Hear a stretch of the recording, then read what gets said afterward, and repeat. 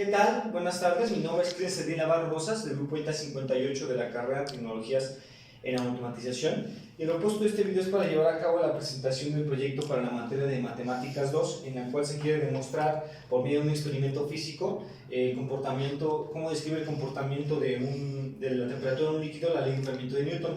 Aquí nosotros vemos el líquido, el cual en este caso es leche, y vamos a ver nuestra temperatura inicial, que es la que con el pirómetro tomamos, y tenemos una temperatura inicial de 61 grados Celsius. Ajá. Entonces vamos a tomar una temperatura inicial de 61 grados Celsius, y bueno, vamos a estar tomando las muestras cada 2 minutos hasta que se llegue a la temperatura ambiente en el líquido.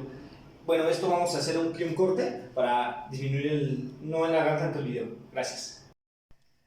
Muy bien, hemos terminado el registro de las temperaturas y como podemos darnos cuenta, hemos alcanzado la leche ha alcanzado la temperatura ambiente de 28 grados centígrados. Por lo tanto, ahora lo que sigue es mostrar los cálculos llevados a cabo en el documento Word. Muy bien, aquí tenemos los cálculos. A continuación se van a presentar los cálculos realizados para entender pues la experimentación que se llevó a cabo ¿no? Para la entrega del proyecto de Matemáticas 2. Primero que nada hay que definir qué es la ley de enfriamiento de Newton, ¿no? La ley de enfriamiento de Newton establece que la tasa de pérdida de calor en un cuerpo es proporcional a la diferencia de temperatura entre el cuerpo y sus alrededores.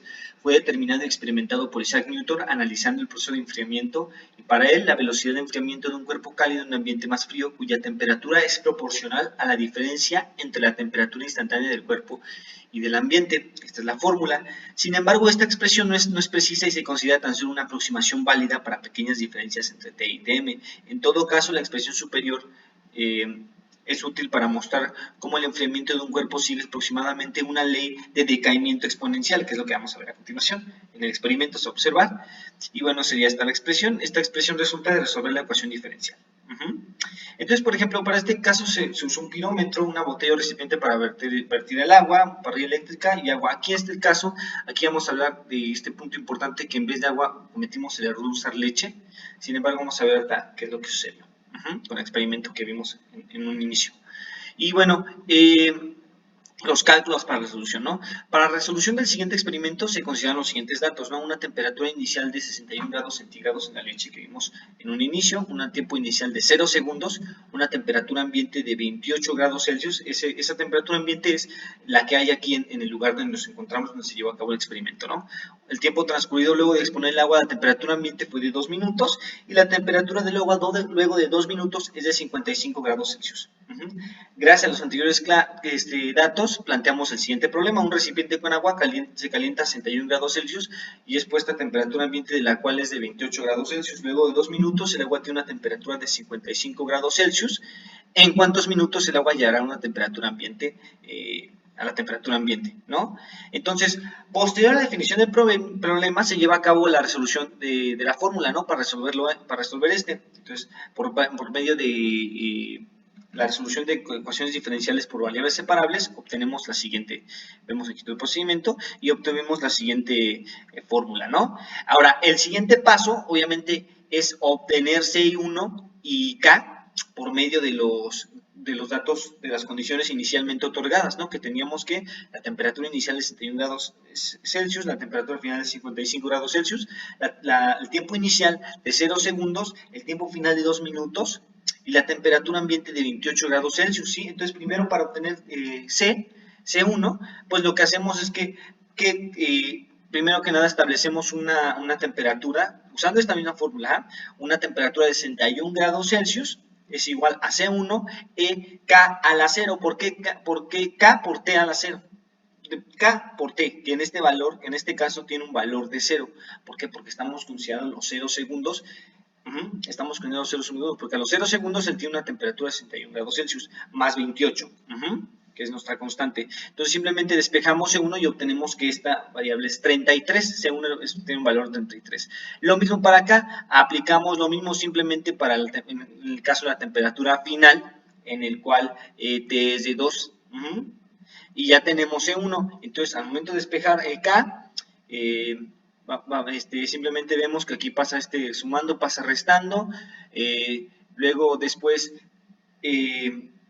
El 33 pasa dividiendo, luego aplicamos el logaritmo natural para eliminar el exponente y luego para dejar acá solo aplicamos el 2 que está multiplicando, pasa dividiendo y obtenemos el valor de K. Ahora, una vez que se cuenta con el valor de C1 y K, es posible dar solución al problema con la siguiente ecuación. Ahora, nosotros queremos, antes de llevar a cabo el experimento, obviamente se llevaron a cabo estos cálculos, donde el propósito era obtener en qué minuto se va a tener la temperatura de 28 grados centígrados, ¿no? Entonces simplemente pusimos aquí 28 grados, sustituimos, vamos a despejar el tiempo, ¿no? Queremos el tiempo, entonces aquí simplemente ponemos 28 grados centígrados, 28.05 para que no se anule 28,28. Y hacemos el despeje y obtenemos que a los 64 minutos, 64,708,5 minutos. Estos fueron los cálculos realizados. Entonces lo que hicimos al final fue despejar T, que es el tiempo. Ahora, el registro de las temperaturas. Nosotros hicimos un total de 35 muestras que fueron aproximadamente 1 hora con 4 minutos. Se estuvieron haciendo las muestras y nos damos cuenta que sí concuerda, ¿no?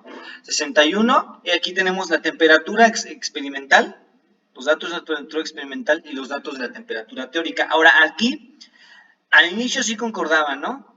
Pero después nos damos cuenta que empieza ya a haber un margen de error. 43.5, 37,10, 42.7, 35,62, 41.4, 34,42, 40, que en los márgenes de error se hizo también un cálculo, ¿no? Se calcula el error absoluto, el error negativo y el error porcentual, que en sí el mayor error porcentual era de 20%, que sí es algo considerable. Ahora, ¿por qué este error porcentual? Pues hay diversos factores por los que se puede haber dado este error porcentual.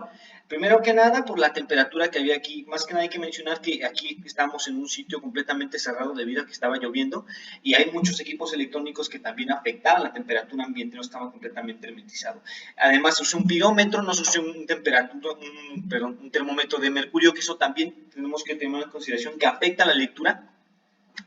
Sin embargo, vemos que al final dijimos que en los 64 minutos se alcanzaba la temperatura de 28 y efectivamente sí se alcanza, ¿no? Al final sí se da, ¿no? Vamos a verlo aquí, a los 64 minutos 28,7 la experimental y pues en la teórica 28,05, ¿no? Pero pues sí hay decimales ahí, es muy importante tomarlas en consideración. Sin embargo, en este caso, pues se llegó al caso, ¿no? Se pudo obtener, concordó con lo obtenido, y digamos que hay varios factores externos los cuales se tiene que controlar para evitar estos márgenes de error, ¿no? Estos errores porcentuales. Y bueno, aquí tenemos el comportamiento de la temperatura experimental, que si nos damos cuenta parece una función exponencial, trata de imitar, ¿no?, a una función exponencial. Y aquí tenemos la temperatura teórica junto con la temperatura experimental. La temperatura experimental es la naranja y la temperatura teórica es la azul. Nos damos cuenta que sí, aquí está el error, ¿no?, el error porcentual, pero nos damos cuenta que al final sí concordaba el comportamiento y es lo mismo, ¿no? Aquí obviamente estos datos, dijimos que estos errores porcentuales se dan por la temperatura en la que estamos aquí, el cuarto, los equipos electrónicos que estaban conectados, incluso generaban, obviamente disipaban calor, el pirómetro que se usó, incluso también el error fue no haber usado lo que mencionábamos, ¿no?, la leche, ¿no? En vez de haber usado agua, usamos leche, también es muy, muy importante, ¿no? Pero nos damos cuenta que al final el método analítico sí nos da un resultado aproximado a lo que es el resultado experimental, ¿sí? Bueno, esto fue todo respecto al proyecto para la materia de matemáticas, el cual es respecto a la ley de enfriamiento de Newton, y muchas gracias.